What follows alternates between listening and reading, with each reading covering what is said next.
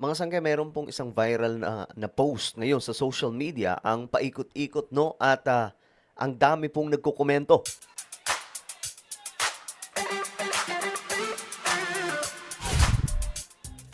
Okay, so tingnan po natin itong viral. Sobrang dami pong nagko-comment, sobrang dami nagsishare ng post na ito, mga sangkay, tungkol po sa nangyari sa isang bata. Alright? Grabe to. Malala to, mga sangkay. Anyway, bago tayo magpatuloy, sa mga hindi pa po dyan nakapag-subscribe, makikita nyo po yung subscribe button sa baba ng video na to. I-click nyo lamang po yung subscribe, i-click ang bell, at i-click nyo po yung all.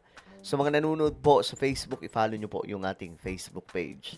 Shoutout pala sa lahat ng mga solid sangkay na nanonood ngayon. Magandang oras po sa inyong lahat. Comment down below, hashtag solid sangkay, kasama po ang inyong mga lugar, para magkakilala po tayo. Okay? So ngayon, diretso po tayo, mga sangkay. Ito po.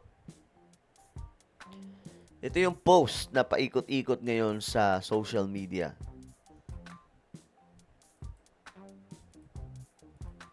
Ayan. 16 hours ago, mula nung pinost ito. Rest easy, Francis. Sino ba itong Francis na ito? Ayan. Dito nananawagan siya na ibalik ang pagpapatumba, ayan po, sa mga taong nakagawa ng mga ganitong klaseng kalokohan. Hustisya para sa mga biktima ng mga sumisinghot ng pinagbabawal na pulburon. Malala ito, mga sangkay, kasi ito po, itong si Francis ay 5 years old. Ayan po, mga sangkay, oh. 5 taon pa lamang. At ayan po ang ginawa sa kanya. Ang lala, diba? Tapos ang malala doon, maliban po sa ginawa to, ito pa, mga sangkay. Ganyan po kalala itong mga sumisinghot ng pinagbabawal na pulburon. Grabe, sobrang lala. Ayan siya, mga sangkay, nakaano lang. Di ko ma-imagine paano ginawa ito sa kanya. Sobrang lala nito. Kaya ngayon, sa social media, nananawagan yung marami sa ating mga kababayan, kinakalampag yung human rights. Nasaan yung mga human rights na yan?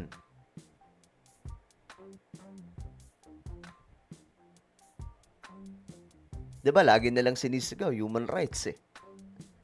Kapag may nadadali, human rights. Kapag may pinapatumba na gumagamit ng pinagbabawal na pulburon, human rights yung sigaw ng mga yan. Anong ginawa sa kanya? Hindi ito makatarungan. Hindi porket gumagamit siya ng ganito. Hindi porket, diba? Pero kapag ito, guys, tingnan nyo ang tahimik nila ngayon. Diba? Ang tahimik nila. Ayan po, mga sangkay, oh. Ito yung kanyang nanay.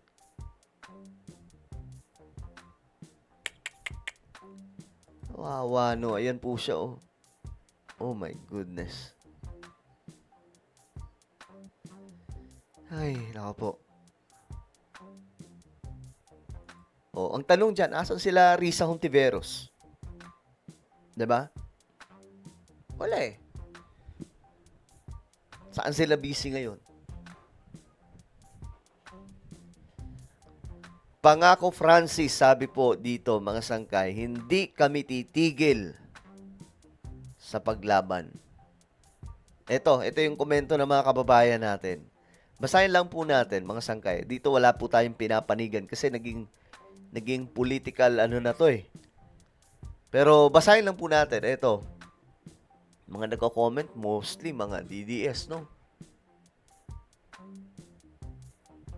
PRRD once said, your concern is human rights, mine is human lives. Sabi naman ng isa, si Carl, tahimik sila sa ganitong insidente. Pero sa mga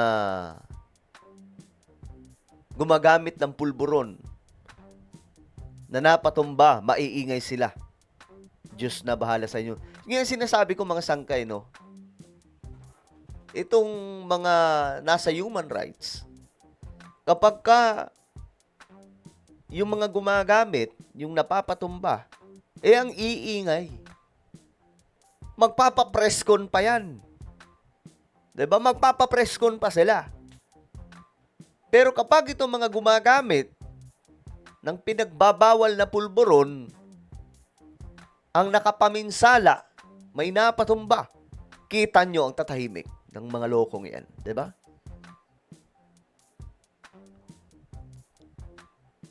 Grabe.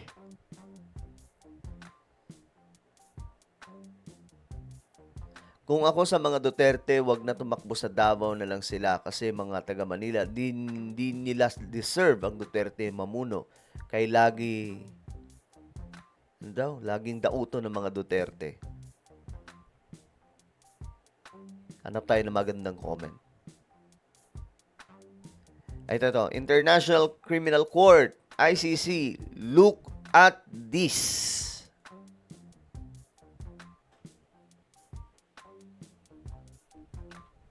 Commission on Human Rights of the Philippines, pasok. Ito wala po itong halong politika mga sangkay. No, do may mga nagko-comment dito na mga kakampi ng ayan yun na yun mga sangkay. But ang punto natin dito, bakit wala pong nagsasalita na taga human rights, walang nagpapapresko na taga human rights. 'Di ba? Iba na talaga ang panahon ngayon, no? Iba na. Yung mga pinagtatanggol, yung mga gumagawa ng kalokohan. Ito yung isang comment, ito. Ito, pampolitika to eh. Senator Risa Hontiveros, Commission on Human Rights of the Philippines, nasaan kayo ang tahimik ninyo? Sabi po ni Philip Morphy or Morphy.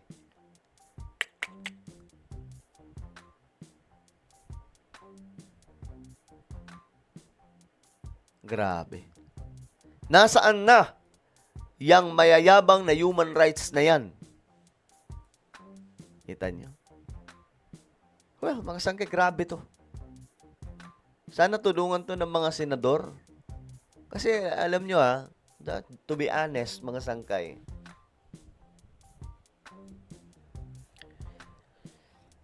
marami po ngayon nagkalat na mga gumagamit ng pinagbabawal na pulburon. Para nga po silang nagbebenta lang ng ng tawag dito, ng tawa sa gigilid eh. Abutan na lang kung saan.